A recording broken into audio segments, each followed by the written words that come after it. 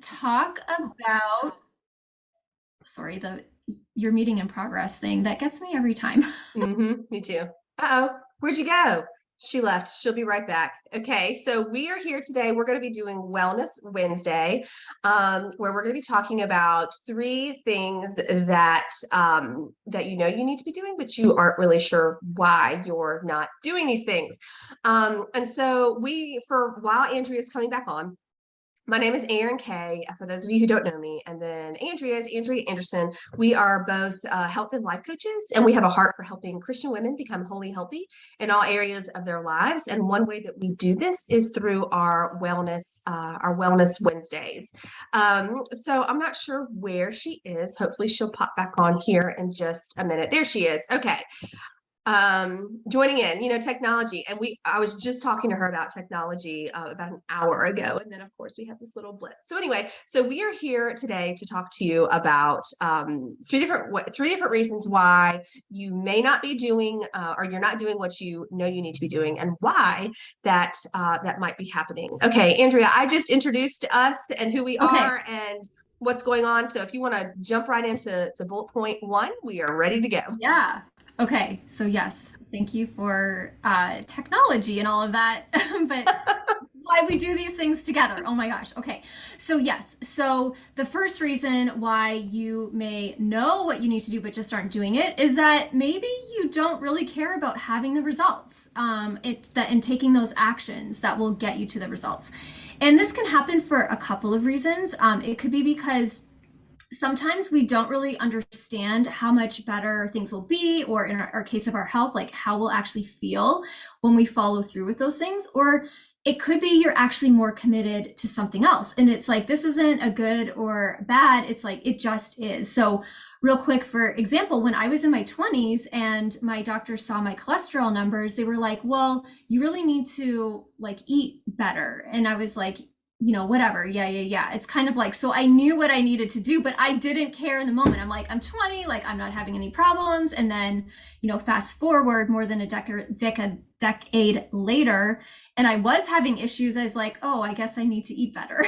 So there's Yes. times like we go through cycles in our lives where sometimes we just don't prioritize certain things. And so if you find yourself saying you may know what I know what I need to do, I'm just not doing it, that's a point to check. Is this a result that I actually really care about having? And if it isn't, then it isn't. And you can just move on from there. Yes, absolutely. Another reason why you may know what you need to do, but are just not doing it is because you're setting high expectations for yourself, aiming for perfection and feeling overwhelmed. And this is a storyline that I continue to have to work through, and a mindset that I continue to have to work through. If we are setting our mind on doing something, having these great lofty goals, which we do as ambitious women, which in this group, we are a group of ambitious women, Mhm.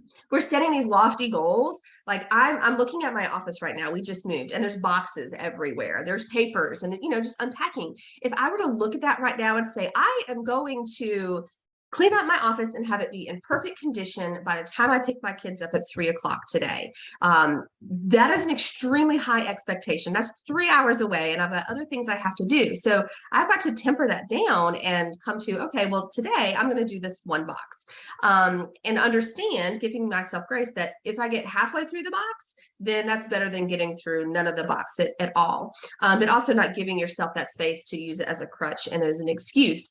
And so a lot of times what can happen when we set these high expectations for perfectionism for ourselves is when we fall short, we just give up. We're like, well, I didn't do it, so I'm just going to give up. Or the goal seems so high and so unattainable, so we don't even start it to begin with.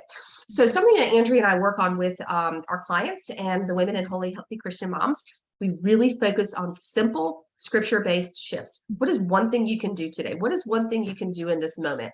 And being open to what the Lord has available for you in that moment. Maybe that moment is stepping away and taking time to clear your mind and rest, instead of being in all the things that you have decided for yourself. So that's reason number two. And the third reason is fear. And this one is actually underlying, even some of the expectations that Erin said, or even with the first one, sometimes we tell ourselves like, I don't really care about that result because there's some underlying fear. And so this can be based on past experiences in trying to achieve that goal. So we see this a lot around weight loss, especially. It's like you've developed this history of the struggle of like gaining weight, kind of losing it a little bit, but putting it all back on, or maybe more. And so the next time you go to try that again, there's fears that can come up. Like sometimes it just becomes, that cycle becomes exhausting, and your body is saying like, I don't like that. It's difficult to continually put, again, those expectations and work towards something and then not see it come to fruition. Sometimes there's fears about what others will think about you, or what they'll say, or what they might do in response to your actions. So this comes up a lot when you want to make a healthy choice for yourself. So that could be physically, but it could also be mentally, emotionally, or spiritually. And if you have a family or maybe a close friend group that where they're at is in kind of complete opposition to the choices you want to make, there's a lot of fears that can come up, because then what's going on is you're wondering, well, how is that going to impact this relationship? Like, what are these people going to say? Like, it's a very natural thing because God created us for love and connection. So when we feel like that's threatened, when there's a fear about that, we'll stop ourselves from following through with what we know we need to do. And then again, that just goes to the basic function of our brain. Sometimes it's trying to keep us safe. Knowing what we need to do and just not doing it is actually your brain saying, hey, like I feel threatened in some way, so let's stay here with what we know in our comfort zone, because taking action means you're growing. And sometimes growing, it puts us into an uncomfortable space, and there's a part of our brain that doesn't like the discomfort. But we want you to hear that having those fears, they're completely normal. It actually indicates your brain is doing exactly what God designed it to do. And it's not something that means you don't need to follow through with that action. It's just recognizing the fear, saying, I feel afraid, and I can still choose to take the actions that I know I need to take. Yes. And if you're having lack of confidence in moving forward with that, that's where, as Andrea and I talk about all the time, where community is so important. Having other women who you trust, that you can say, hey, I'm really struggling with this. I know that this is the path, but I'm having some fears. And can you help me? Can you pray with me? Can you help me find some scripture to support this? And when we've seen this time and time again come up in the Holy Healthy Christian Moms membership, just this morning, Andrea was experiencing that when she was leading group coaching, and with one lady who's just like, oh man, I'm so thankful for this program. It's really helping her progress. So those are 3 reasons why you may know what you need to do, but you just aren't doing it.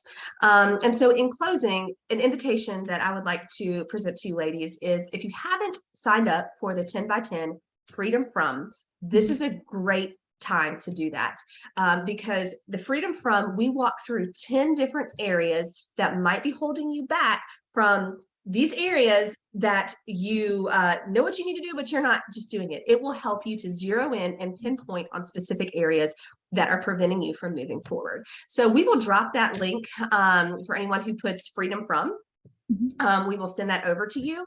So just put in the comments Freedom From, and we will be in touch with you on how to get that 10 by 10. It's got an incredible value to help you through this exact topic. So thank you for being here with us today, and we look forward to seeing you on the next Wellness Wednesday.